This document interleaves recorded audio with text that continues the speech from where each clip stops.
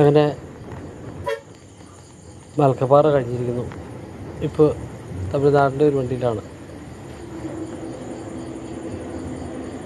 ഒരു സ്വല്പം പഴക്കമുള്ള വണ്ടിയാണ്, എന്നാലും അത്യാവശ്യം തെറ്റില്ലാത്ത സീറ്റിംഗ് അറേഞ്ച്മെൻറ്റുകളൊക്കെ ഉണ്ട് വണ്ടിയിൽ. ആദ്യം മലക്കപ്പാറയിൽ നിന്ന് സ്വല്പം പോന്നപ്പോൾ തന്നെ വളരെ മോശമായിരുന്നു. എങ്ങനെയാണ് വണ്ടി കയറി പോകുന്നതെന്നും കൂടെ എനിക്കറിയാൻ പാടില്ല. ആ മാതിരിയുള്ള റോഡായിരുന്നു. അതായാലും അത് കഴിഞ്ഞ് ഒരു 1/2 കിലോമീറ്റർ കഴിഞ്ഞപ്പോഴത്തേക്കും നല്ല റോഡായി.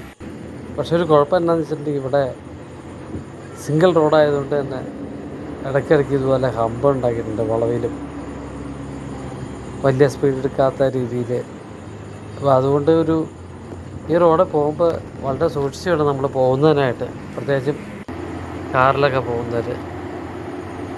എല്ലാ ഹമ്പിലും അവർ കൃത്യമായിട്ട് വരച്ചു വെച്ചിട്ടുണ്ട്. എന്നിരുന്നാൽ പോലും ചിലപ്പോൾ ചെന്ന് നമ്മൾ ചാടി കൊടുക്കുന്നത്. അതുപോലെ നല്ല അടിപൊളി മനോഹരമായിട്ടുള്ളൊരു കാഴ്ചകളാണ് ഈ ഒരു റൂട്ടിലേക്ക് നമ്മൾ പോകുമ്പോൾ രണ്ട് സൈഡിലും ഉള്ളത്. ഒന്ന് നല്ല താഴ്വാരങ്ങളുടെ കാഴ്ചകളുണ്ട്.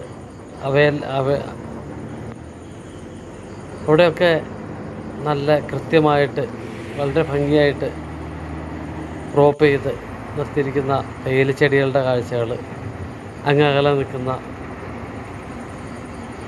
ചെറിയ വനപ്രദേശങ്ങളുടെ കാഴ്ചകൾ, ഇതൊക്കെയാണ് ഈ വാൽപ്പാറ മേഖലയെ മൂന്നാറിൽ നിന്നും കുറേ വ്യത്യസ്തമാക്കുന്നത്. മൂന്നാറിലെ കാഴ്ച ഒരു രീതിയിൽ വളരെ സുന്ദരമാണ്. പക്ഷേ ഇതുപോലത്തെ കാഴ്ചകൾ ഈ ഒരു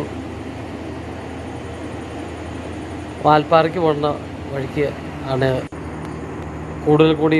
കുറച്ചുകൂടി മനോഹാരിത എന്ന് എനിക്ക് തോന്നുന്നു. ചെങ്കുത്തായിട്ടുള്ള മലകളാണ് അധികവും. അതിൻ്റെ എല്ലാം ചെരുവുകളിൽ ഏതായാലും ആ ചായ കമ്പനിക്കാരെ, അപ്പോൾ ടാറ്റയാവട്ടെ ഹാരിസൺ ഇപ്പോഴും എനിക്ക് കൃത്യമായിട്ട് എനിക്കത് മനസ്സിലായിട്ടില്ല ഇത് ഏത് കമ്പനിയുടെയാണ്.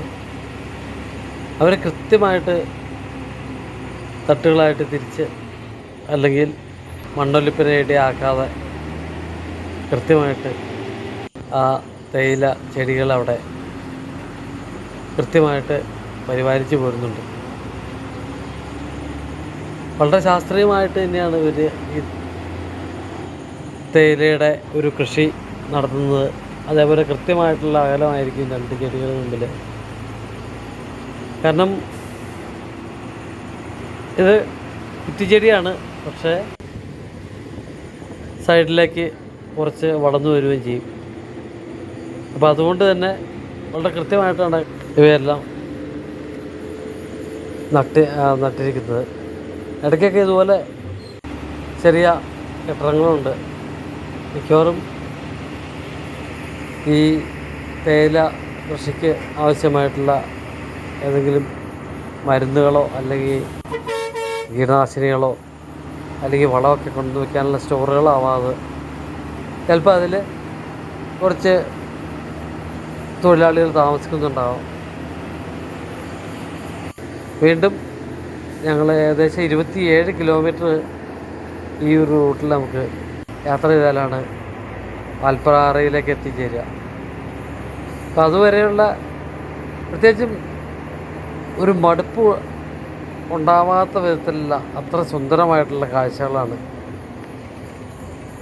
കാര്യം തേയിലച്ചെടികൾ മാത്രമേ ഉള്ളെങ്കിൽ പോലും ആ ഒരു റോഡിൻ്റെ കിടപ്പും ആ റോഡിൽ കൂടെയുള്ള യാത്രയും ഒക്കെ നമുക്ക് മൂന്നാറിൽ നിന്നും വളരെ വ്യത്യസ്തമായിട്ടുള്ള ഒരു അനുഭൂതിയാണ്. പ്രത്യേകിച്ചും മൂന്നാറിൽ പിന്നെ അത്യാവശ്യം റോഡിന് വീതി ഉണ്ടെങ്കിൽ ഇവിടെ ചില പ്രത്യേക സ്ഥലത്തല്ലാണ്ട് 2 വണ്ടികൾ അങ്ങോട്ടും ഇങ്ങോട്ടും,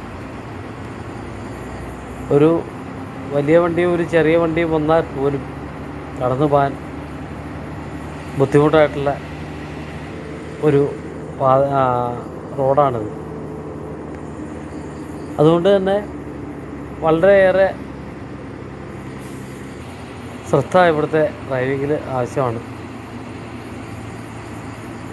ഏതായാലും ഈ അണ്ണൻ ഇവിടെ സ്ഥിരമായിട്ട് വണ്ടി ഓടിക്കുന്ന ആളായിരിക്കും. വളരെ ഈസി ആയിട്ടാണ് പുള്ളി പോകുന്നത്. പുള്ളിക്ക് കൃത്യമായിട്ട് വഴിയൊക്കെ അറിയാമെന്ന് എനിക്ക് തോന്നുന്നു. അതുപോലെ ആ റോഡ് പണിതിരിക്കുന്നത് നോക്കാം. 2 സൈഡും കൃത്യമായിട്ട് ആ റോഡ് മാർക്ക് ചെയ്തിട്ടുണ്ട്. അതുപോലെ എല്ലാ ഹമ്പിൻ്റെ അടുത്തും ഇത് മാർക്ക് ചെയ്തിട്ടുണ്ട്. കൂടുതൽ ആൾക്കാർ ചെന്ന് ചാടാതെ. ഇവിടെ ആനയുടെ ശല്യങ്ങളുണ്ടോ എന്നൊന്നും എനിക്ക് കൃത്യമായിട്ട് അറിയാൻ പാടില്ല. ഏതായാലും ഇപ്പോൾ ഒരു ചെറിയ ജംഗ്ഷനിലേക്ക് എത്തിയിരിക്കുകയാണ്. ആ ജംഗ്ഷൻ പാസ് ചെയ്ത് പോകുമ്പോഴുള്ള കാഴ്ചകളും വ്യത്യസ്തമൊന്നുമല്ല.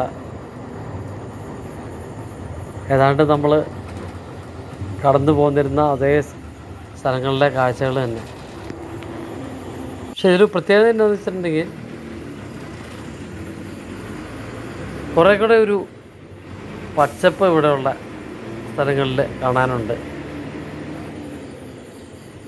കുറച്ചങ്ങോട്ട് മുമ്പോട്ട് ചെല്ലുമ്പോഴത്തേക്കും ഈ തേയില ചെടികൾ അവയുടെ കാലാവധി കഴിഞ്ഞ് നിൽക്കുന്ന തേയില ചെടികൾ എല്ലാം മരുന്നടിച്ച് വീണ്ടും ഒരുപക്ഷെ അത് പിഴുതു മാറ്റാനായിരിക്കും, അല്ലെങ്കിൽ വീണ്ടും ഒന്നുകൂടെ ക്രോപ്പ് ചെയ്ത് പുതിയ ഇലകൾ വരുന്നതിന് വേണ്ടിയായിരിക്കാം നിർത്തിയിരിക്കുന്ന കാഴ്ചകളുണ്ട്. ഈ ഒരു പ്രദേശത്തേക്ക് വരുമ്പോഴത്തേക്കും അധികം അങ്ങനെയുള്ള കാഴ്ചകളാണ്. ഇവിടെയൊക്കെ ശരിക്കും തന്നെ ചെടികളെ ക്രോപ്പ് ചെയ്ത് നിർത്തിയിട്ടുണ്ട്. പിന്നെ ഈ തേയിലത്തോട്ടങ്ങളുടെ തൊഴിലാളികളുടെ കാര്യം, അധികം തൊഴിലാളികളും ലയങ്ങൾ എന്നറിയപ്പെടുന്ന ചെറിയ ചെറിയ വീടുകളിൽ അവർ കൂട്ടത്തോടെ ആയിരിക്കും താമസിക്കുന്നത്. പ്രത്യേകിച്ചും അങ്ങനെയാണ് നമ്മൾ ഈ ഒരു കാഴ്ചകളിലെ യാത്രകളിലൊക്കെ കണ്ടിരിക്കുന്നത്. ഇടയ്ക്കൊക്കെ അവർ ഇന്നത്തെ പണി കഴിഞ്ഞ് തേയില കൊളുന്ത് കയറ്റിക്കൊണ്ട് പോകുന്ന വണ്ടികളുടെ കാഴ്ചയുണ്ട്. ഇതൊരു ഫാക്ടറിയുടെ കാഴ്ചയാണ് നമ്മൾ കണ്ടത്. ഒരു തേയില ഫാക്ടറിയുടെ കാഴ്ചയാണ്. ഇവിടെ വേറെ എന്തുകൂടി ഒരു സംഭവം കൂടെ ഉണ്ട്. അവിടെ ഒരു ബോർഡ് വെച്ചിട്ടുണ്ട് കൃത്യമെന്ന് ആയിട്ട്. എന്താണെന്ന് എനിക്ക് തിരിഞ്ഞില്ല. വീണ്ടും അതിമനോഹരമായിട്ടുള്ള ഒരു താഴ്വാരത്തിൻ്റെ കാഴ്ചകളാണ്. ഇതൊക്കെ ഇങ്ങനെ ആസ്വദിച്ചിരിക്കുമ്പോൾ സമയം പോണേ അറിയില്ല.